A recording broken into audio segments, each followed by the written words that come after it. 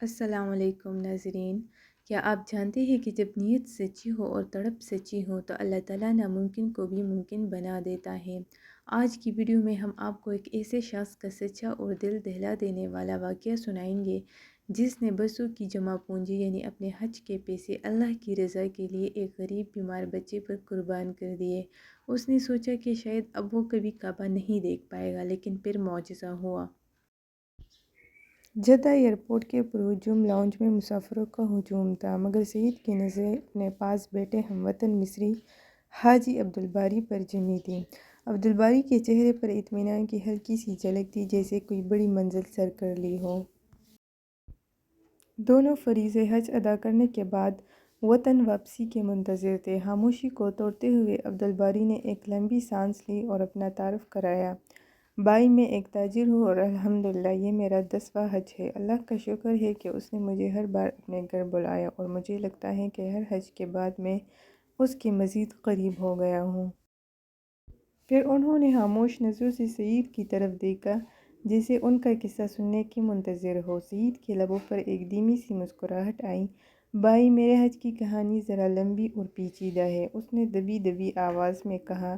میں آپ کا وقت ضائع نہیں کرنا چاہتا۔ عبدالباری نے ہنستے ہوئے جواب دیا، کوئی بات نہیں، یہاں انتظار کے سوا اور کرنا بھی کیا ہے، اور پھر یہاں تو سر کمانے کے علاوہ ہر چیز مہنگی ہے۔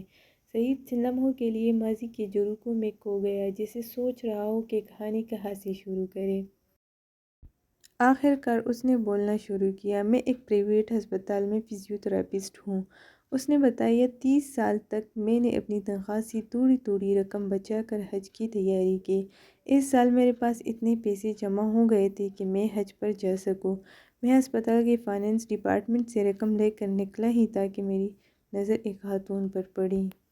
ان کا بیٹا ایک حادثے میں تقریباً معذور ہو گیا تھا، لیکن پچھلے 6 ماہ میں میری محنت اور لگن سے وہ 50% تک ٹھیک ہو گیا تھا۔ امید تھی کہ مزید 6 ماہ کے علاج کے بعد وہ مکمل طور پر صحت یاب ہو جائے گا۔ اس خاتون نے مجھے سلام کیا، ان کا لہجہ اداس تھا۔ انہوں نے بتایا کہ وہ ہسپتال چھوڑ کر جا رہے ہیں اور شاید دوبارہ ملاقات نہ ہو۔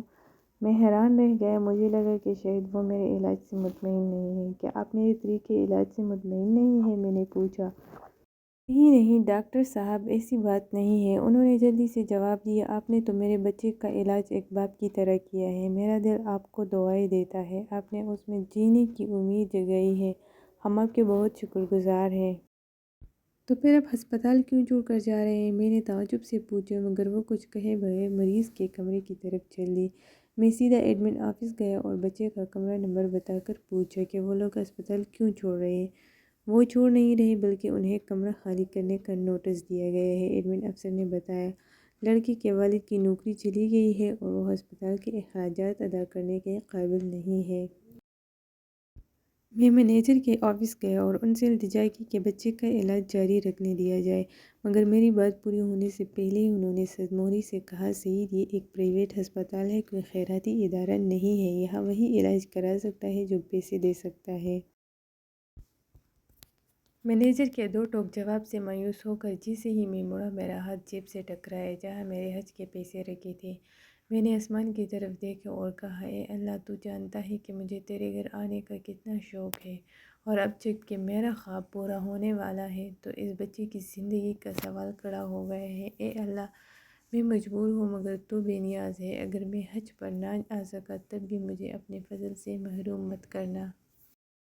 میں سیدھے اکاؤنٹنٹ کے آفس گیا، بچے کے اگلے 6 ماہ کے اخراجات جمع کرائے اور اس کے ڈسچارج آرڈرز کینسل کرا دیے۔ الحمدللہ میرا دل سکون سے بھر گیا، مگر حج پر نہ جا پانے کا دکھ بھی اپنی جگہ تھا۔ عبدالباری نے بے چینی سے پوچھا، پھر آپ حج پر کیسے آئے؟ سعید نے مسکرا کر جواب دیا، جب میں گھر آ کر لیٹا تو حج کے مناسک کے مناظر میری آنکھوں کے سامنے گھومنے لگے۔ میں نے کئی بار بیت اللہ کا خیالی طواف کیا، کئی بار لبیک اللہم لبیک کہتے ہوئے ہجوم کا حصہ بنا۔ پتہ نہیں کب میری آنکھوں سے آنسو بہنے لگے اور میں سو گیا۔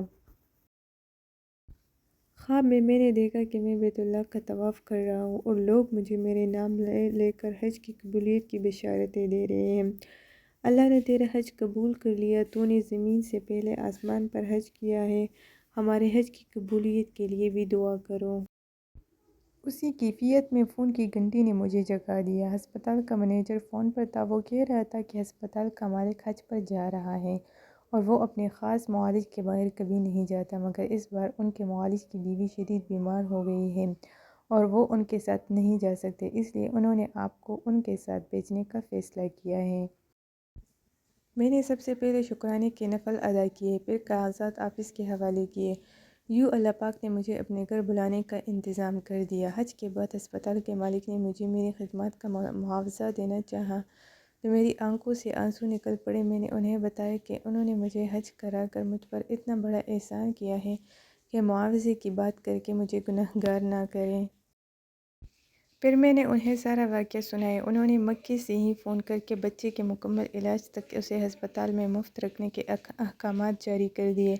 خاتون کے شوہر کو اپنی ایک فیکٹری میں سپروائزر کی پوسٹ پر رکھ لیا اور ہسپتال انتظامیہ کو میرے سارے پیسے مجھے واپس کرنے کے لیے کہہ دیا۔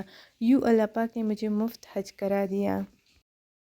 عبدالباری کی آنکھوں سے آنسو جاری تھے۔ انہوں نے اٹھ کر سعید کا ماتھا چوما، اسے مبارکباد دی اور کہا، میں سمجھتا تھا کہ میں نے 10 حج کر کے اللہ تعالیٰ کا بہت قرب حاصل کر لیا ہے، مگر آج مجھے لگتا ہے کہ میں ایسے 1000 حج بھی تیرے اس ایک حج کے برابر نہیں۔ میں تو خود حج پر آتا رہا، جبکہ تجھے تو اللہ تعالیٰ نے خود اٹھا کر اپنے گھر پر بلایا ہے۔ حاجی سعید، اللہ پاک سے میرے حج کی قبولیت کی دعا بھی کر دو۔ اللہ تمہارے حج میں برکت دے، آمین ثم آمین۔